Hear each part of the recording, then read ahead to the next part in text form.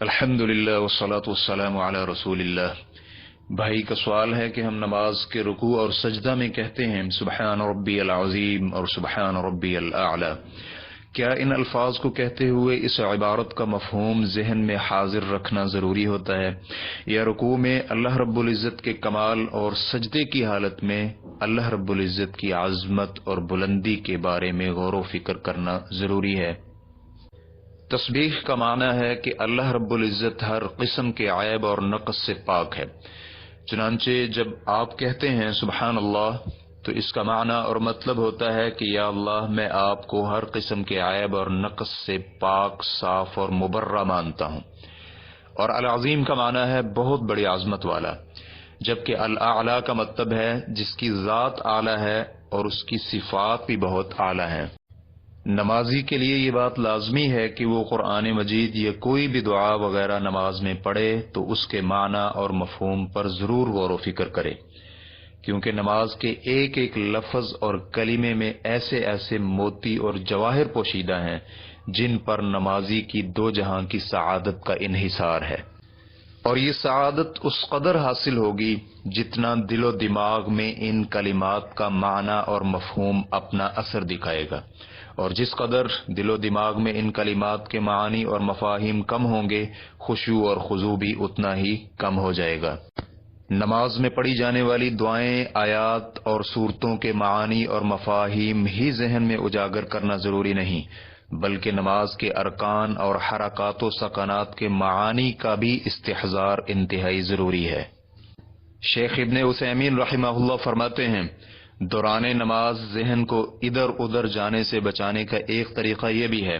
کہ انسان نماز میں جو کچھ کہہ رہا ہے یا کر رہا ہے اس کے معنی اور مفہوم کو ذہن میں رکھے، اور جن مقاصد کے لیے نماز کے افعال اور اقوال شریعت نے نماز میں رکھے ہیں ان پہ غور و فکر کرے۔ مثلا حالت رکوع میں یہ غرض و غایت ذہن میں رکھے کہ رکوع اللہ رب العزت کی عظمت کا قولی اور فعلی ہر دو اعتبار سے اعتراف ہے۔ یہی وجہ ہے کہ رسول اللہ صلی اللہ علیہ وآلہ وسلم نے فرمایا، رکوع میں اللہ رب العزت کی عظمت بیان کرو،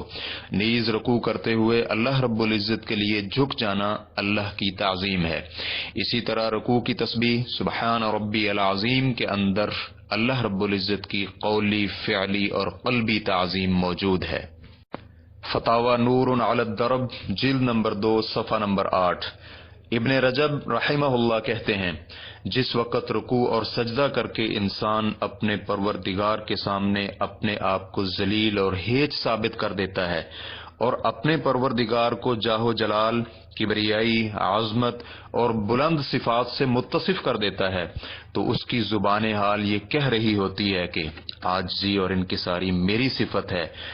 جبکہ بلندی، عظمت اور کبریائی تیری صفت ہے۔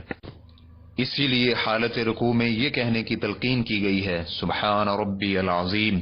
پاک ہے میرا رب، وہ عظمت والا ہے، اور سجدے کی حالت میں سبحان ربی الاعلی، پاک ہے میرا رب، وہ بلند و بالا ہے۔ اور بسا اوقات نبی علیہ الصلوۃ والسلام اپنے رکوع اور سجدے میں یہ بھی کہا کرتے تھے،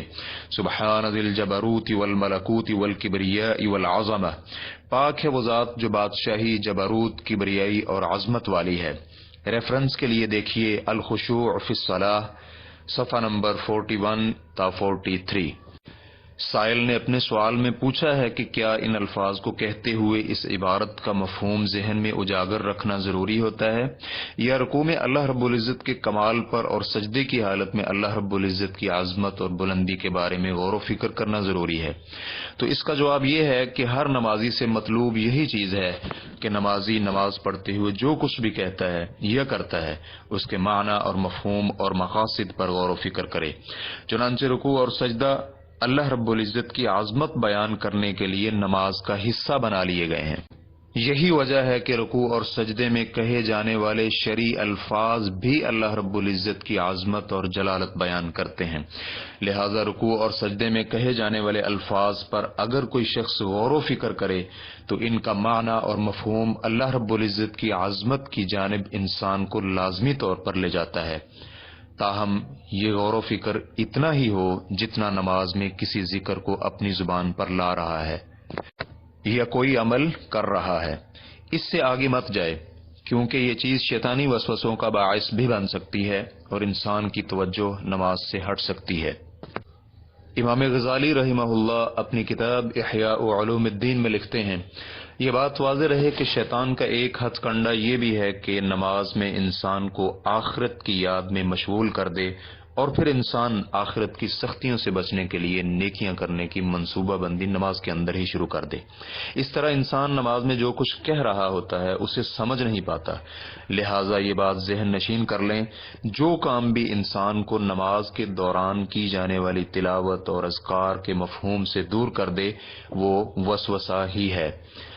اسلام کیو اے ریکارڈنگز، مؤسسۃ الشیخ صالح المنجد، المملکۃ العربیۃ السعودیہ، فتویٰ نمبر 220933۔ والسلام علیکم ورحمۃ اللہ وبرکاتہ۔